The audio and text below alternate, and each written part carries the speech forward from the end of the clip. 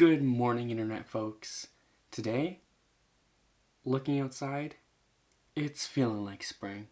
I hope you guys are feeling fantastic. Let me know down in the comments. So our first picture is, these aren't dragonflies, but it's a similar species. And from what I've been told, this is actually how they reproduce. So the first thing we're going to do is we're going to go into our crop.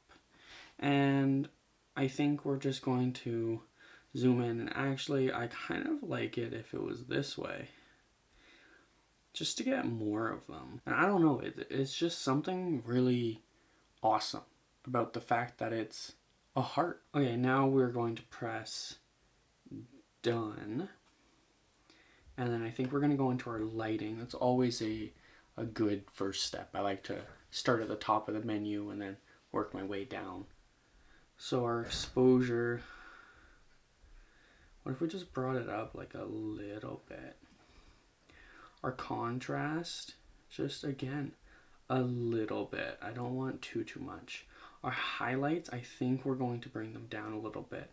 Our shadows, I think we're going to lift them because there's a little bit of detail hidden in the actual, I want to keep saying dragonfly, but on the bottommost dragonfly, it's just, there's a little bit of detail there that's lost. And then if we lower the whites and lower the blacks, I think that should help a little bit. And honestly, that's gonna be it for our light section. As you can see, there's not a lot of tweaks. We're keeping this pretty natural.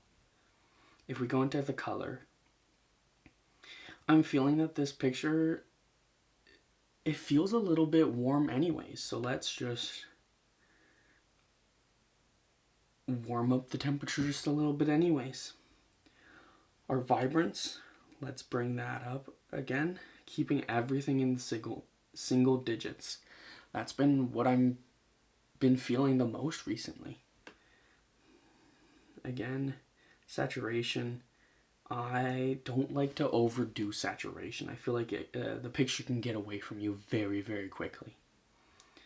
If we go into our effects, we're going to go into dehaze. And we're just going to add a little bit of dehaze. +3, that should help. A little bit of clarity. I think if we... 7's too much. Let's bring it down to 2. It's just adding a little spice of something. And our vignetting, of course. Every picture needs a little bit of vignetting. I mean, of course not every picture, but a lot of them can really benefit from vignetting. And then if we go down into our details, let's bring our sharpening up a little bit, just to kind of really crisp out those lines. And then our noise reduction, let's bring this one up. And I'm actually kind of feeling like that's a pretty good picture there. And again, if we see the before and then the after, I think it's just a more pleasant picture to look at. And that's most of what I'm doing here. I just want it to be a good looking picture. And I always try and shoot the best I can right out of camera, but you can always add a little bit in Lightroom. Now if we go to this one, I was so fortunate to be able to get this picture, and I think that this really just screams spring. It's a great picture. First off, let's just close the detail thing here, and let's start back up at the top with the exposure. It's pretty good actually. Like, I'm almost feeling that's pretty good. Contrast, we could do a little bit of contrast. Again, not very much though. I'm really liking how this is turning out. And then for our highlights, I think just a little bit, bring it up a little. Our whites, let's just bring that up. Really make the white in the flowers a little bit more white. And then our blacks, let's just really bring in the blacks for the dragonfly. And then our color, we're going to I think warm this up again, but like 1 or 2, I'm really liking the contrast between the pinks and the greens. If we go into our vibrance, we're going to bring that up. I'm thinking maybe a 10. And then our saturation, again, I'm not a big fan of pumping saturation. Like, that's pumping it, and I don't like how that looks. So let's just bring it right back down to single digits. And then if we go into our effects, let's put a little dehaze on it, because that's always fun.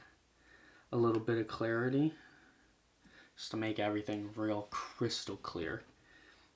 And then vignetting, just a tiny bit. I actually don't want, you know, like the super pronounced corners. I just want a little bit of something there. And then if we go into our details, and let's zoom in into our little dragonfly friend and see what happens when we bring sharpening all the way up. Bring it down. Okay. Bring it all the way up. What happens? Okay, when we brought it all the way up, you can see that there's a lot of artifacts. And that's just too much. So let's bring it to like 20.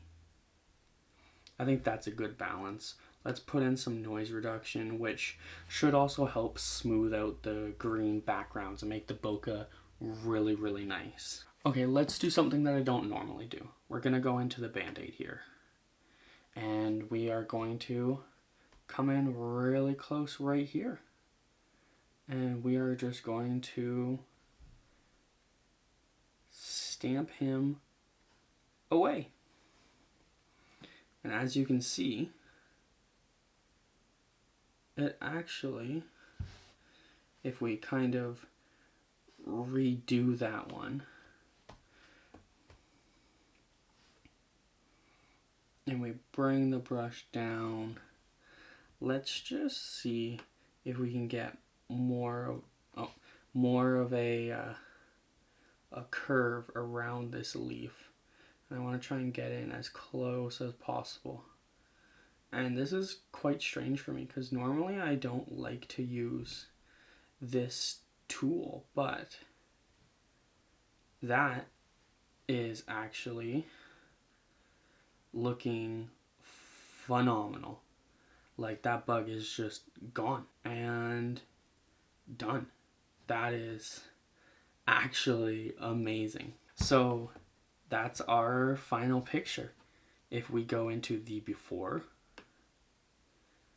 it's looking a lot more drab and our bug friend is there. And now if we go into the after, he's gone. There's more of a draw towards the center of the picture. The colors are more punchy.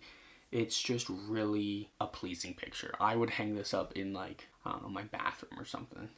It's pretty good. And then if we go to our last picture of today, which was a spring picture, is this mourning dove. As you can see, the colors are washed out because it's overexposed. The highlights are blown out. But the good thing is, we shoot in RAW. So this can be fixed, hopefully. The first thing we're going to do is go into the light, and we are going to drop the exposure and try and help a little bit. Our contrast, I don't think we need to touch at all. This picture is doing pretty good, but our highlights, we do need to bring that down. And you can see it's along the back of the bird there. It's blown out. So if we just bring it down a fair amount, our shadows we're going to bring down, because that's going to offer a little bit of contrast without using the actual contrast slider. And then if we're going into our whites, let's just bring that up, because a really cool trick is that most bird feathers, the colors are based in white. So if you bring up the whites, it's also going to bring up the blues and the grays and all of those other colors. So our blacks, we're just going to lower and really deepen the color of the beak and the fence that it's sitting on. We go into the color. Yeah, even though the bird is brown, there's still hints of other colors in there. And we're just going to make this a warmer picture. Because again, It's spring. We're happy. The snow is gone. It's just a phenomenal time to be a wildlife photographer. Everything is peeking its head out. Our vibrance, let's try and really bring this brown out, make it pop. Our saturation, again, I'm thinking one or two. And then we go into our detail. Let's just zoom in on our little bird friend here. And we're going to bring the sharpness up. I'm thinking, what, 15? Let's try that. That's not bad. We go down to noise reduction. That's not bad. And then another cool thing to see is the bokeh. Look at this reflection off of the light right here. This is super nice. That's what, it's a high quality lens. This is the L series 100 to 400 USM from Canon. And then our final trick is going to be showing the before and the after. I think that we have saved this picture a little bit. That's the end of the video today. I hope you guys enjoyed it, and I will see you fine internet folks next Tuesday morning.